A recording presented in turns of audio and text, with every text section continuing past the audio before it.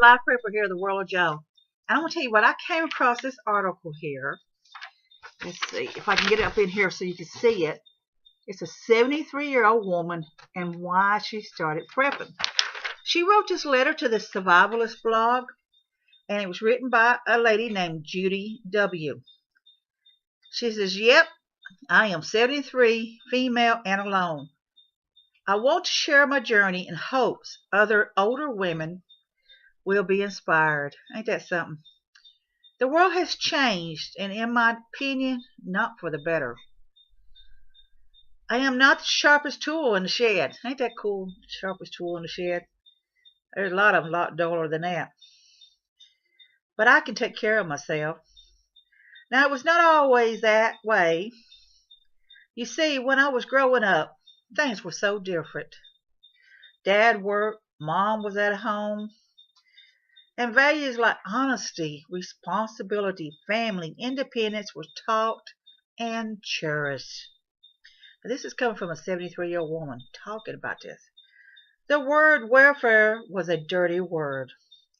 Pride in self and country were the norm. TV wasn't invented yet. Party lines were the norm. Now, if some of you don't know what party lines mean, is that other people could hear what you were saying. You would have like 3 or 4 people on one basic line. So, and each line had their own special ringtone. Like one might have one might have two. But the problem is, a lot of times you could be talking on that phone and your neighbor could be hearing what you're talking about. The milkman delivered the milk to the house, as did the bread man deliver bread. There was no McDonald's or Wendy's or fast foods. And it wasn't back in for most folks. Really wasn't. It was down to earth, home cooking, mom and pop businesses. There was no eating out. After dinner, the radio was a big family activity. Board games and cards and Sunday drives were what we did for fun. The refrigerator was a funny-looking box with a big chunk of ice. And for those of you who don't know what it is, they used to deliver these big, huge blocks of ice to these houses. And they would put the chunk of ice in there to help keep things cool and chunk off pieces of it when they needed it to get something in their drinks with. So that was really kind of a luxury that the iceman brought to keep things cold. Grandpa had to empty the water because ice melts. So that was a daily routine to have that pan underneath there and empty out the melted water. And those were the days, she says. Most people in rural areas grew their own food, raised their own animals, and had guns and ammunition. Responsibility was taught and self-reliance was instilled in us. I didn't understand then why Dad was so adamant about the government and handouts. Actually, I didn't care. I understood my grades were important to my future, and that I had to earn things and not be given handouts.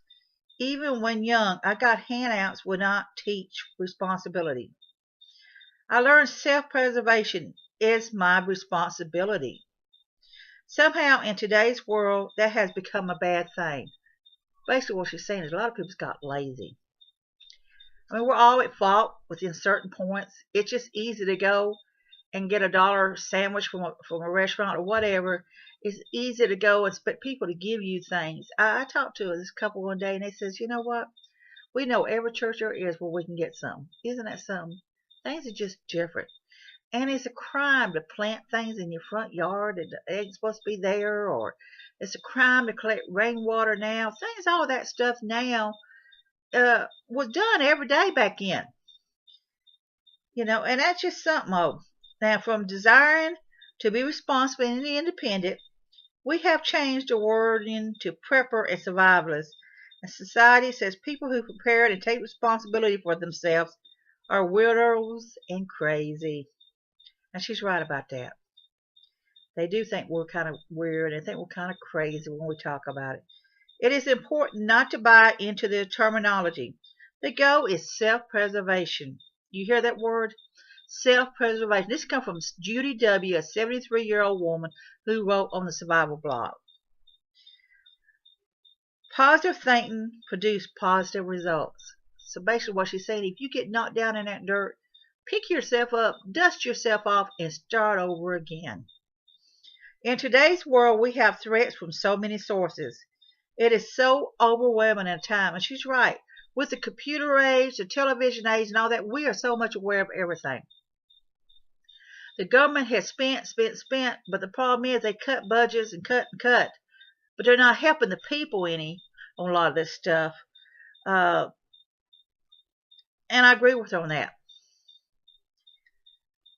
In today's world, and said, okay, overwhelming. If it were not for my faith, I do not think I could keep my sanity. I learned long ago a slogan that really helped me. It is, keep it simple. So for all these preppers and all these non-preppers, even these people, they want to go buy the latest thing. Okay, they're having a sale. I want to go buy something. Got 20 pairs of pants in the closet, but I want to go buy because it's on sale. I don't want me another pair of pants. Even though I don't need another pair of pants, I got 20 pair of pants. Back in, they did good to have a Sunday going clothes, and they had their everyday clothes, basically. Maybe one or two outfits, if they was lucky. So, so we have biology and chemical warfare, war, issues, hurricanes, tornadoes, viruses, Ebola, abortion, floods, the Constitution being destroyed, nuclear threats, terrorist threats, stock market threats, financial threats, genetically modified food, earthquakes, riots, etc., etc. And she's got it right there. The list goes on. Break-ins, old people being beaten and robbed, being headed. So what do? Walk around afraid, hide, retaliate? Absolutely not. Shoot, no, this woman ain't going to do it. She's 73 years old and she is not going to hide in fear. Here is what I have done. I started with a few books and a few classes on how to survive in these turbulent times. I took my head out of the sand. You know how the ostrich hides its head in the sand? She took it out. She said, I had enough. And stopped pretending the world was wonderful. I knew living in the city was not a good idea. As the robberies increased, I, as an old lady, am a target. After my class with the Mormons, I decided I had to move to a rural area. Ain't that something? I look at my money and make a budget. Several factors play a role here. I needed to be able to work, yet not be in the city. So I searched. I wanted private, secluded, and not many neighbors. It took a while, maybe 6 months, and I found it. Truly, the Lord was watching out for me. My house in the city sold in a few weeks, and I found people to build my new home. I researched and went solar and wood stove. Ain't that something? That's cool. That's really good. I got a job. I bought a cheaper camper, and I live in it while home was being built. So she lived on her property in a camper and made do with just simple things until her home was built. Ben Franklin said, when the well dries, we know the worth of water. I have read we can only live about 3 days without water. After my second husband died, I went into a convent to check out religious life for me. What experience. I learned that I wasted so much water and other resources. It says, so, the next thing I did was to put together a 72-hour kit for my car. I was traveling every weekend from the south to the north. If for any reason I got stuck in my car and had to live out of my car, my thoughts was better to be prepared and not use it than never to be prepared at all. I went online and ordered me since my first kit 23 years ago. I have added and modified to fit my needs. This kit is for survival in any emergency situation. Now, she started this 23 years ago, and this woman is now 73 years old. Ain't that just awesome? Go, Judy, go. I have put in a well with 2 pumps, one solar and one electric. We depend on just electric too much. And she did a smart thing by putting that solar one, because you never know what's going to happen. I have water and water filters everywhere. You cannot live without water. I have 2 ponds and a swimming pool. I have buried water. I have water stored everywhere. I urge you to store water and set up a way to collect and purify water. In the car, I have the lightweight marine packs of water. At 73, I cannot do or carry what I could 20 years ago. And she's right, because I know I can't do what I did 20 years ago. So you have to think outside that box and change your thinking as you age. you have to think about what you can do now that that you maybe you could do it 20 years ago, but you can't do it now, so you need to adapt. For the first time in my wonderful sport life, I had made and followed a budget. That was a challenge. I learned I was an impulse buyer and that had to be curbed. I had lived through several terrible hurricanes, floods, and a fire.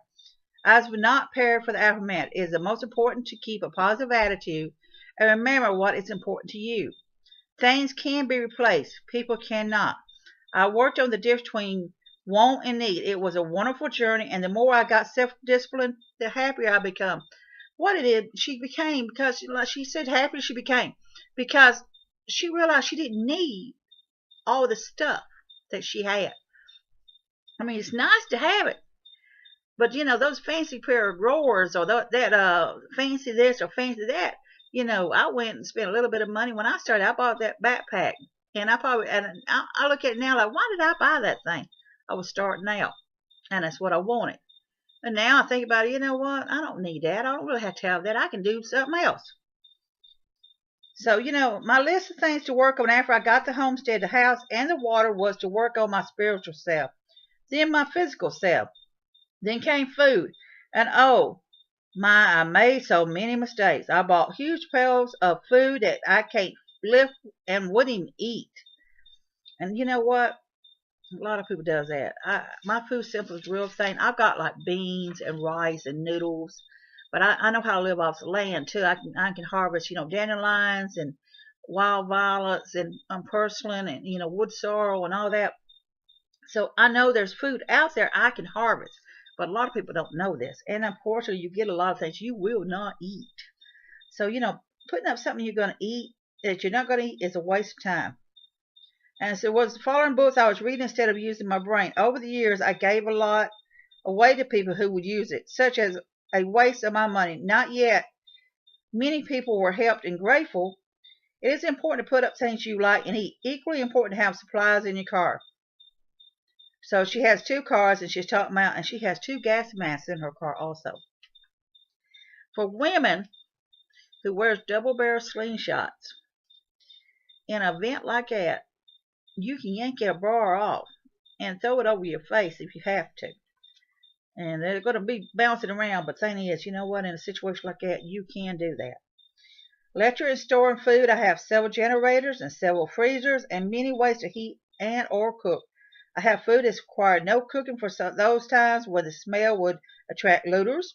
I have a wonderful old cook stove. I have a gas grill with much propane stored. And I have my chickens, my catfish pond, and they are so tasty. I have a stove that uses sticks to cook and heat water. The woods are all around me. And this woman here has learned over 23 years, making a lot of mistakes. Remember the slogan, keep it simple, just do a little each day, relax and enjoy life. Positive thinking is the key. Hear that? Positive thinking. I can if I can. Think I can. You remember that little story? I think I can. I think I can. Woo woo, choo-choo. Well, that's what she's saying. Medicine and first aid applies. Do the best you can. I get animal antibiotics, which are the same ingredients as humans. I think also getting things to boost your immune system. Just read and research and budget. Do a little at a time. There are a lot of articles on things that should be in your kit. For me, I have tea tree oil. And then she has the silver, she has apple cider vinegar and hyperperoxide, alcohol, Clorox. Now the thing with Clorox is that it will start to change after a while. She says, it's settled like things we all old gals need to poop or to not poop. Basically what she's saying. You gotta use the bathroom and you still gotta put stuff in it and kind of help keep the odors and stuff down in a viable situation. She said I did a preparation program for local safety council for 2K. I told them the electric went down for 3 months. What would they do? Women said she would go get out her canned food. I said, okay, how would you open it? She said, with my electric can opener. Ain't that something? I've got about 3 regular can openers I bought. I've never even used. I've got in my drawer. In case one breaks, I always keep 2 or 3 on hand. If I don't settle with just one. You always have more than one on hand.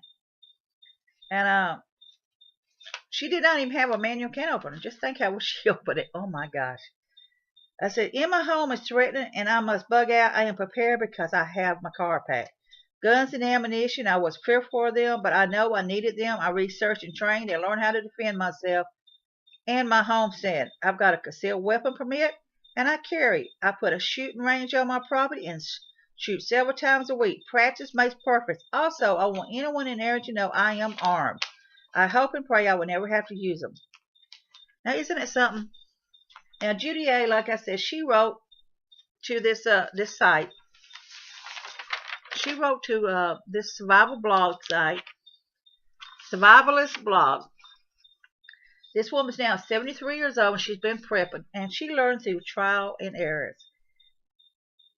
Women tend to be I find there's a lot more single women out there, more women that are alone, even women who's got husbands and children, a lot of times are the preppers. But they don't always talk about it because they just put up extra food and stuff. And they're really the preppers, and they don't even realize it for a lot of them. They don't even realize by them canning the food and canning this and that. They're thinking about taking care of their families and trying to feed their families and survive. So really, they don't realize that they are the preppers in the group. The man just comes in, does whatever he does.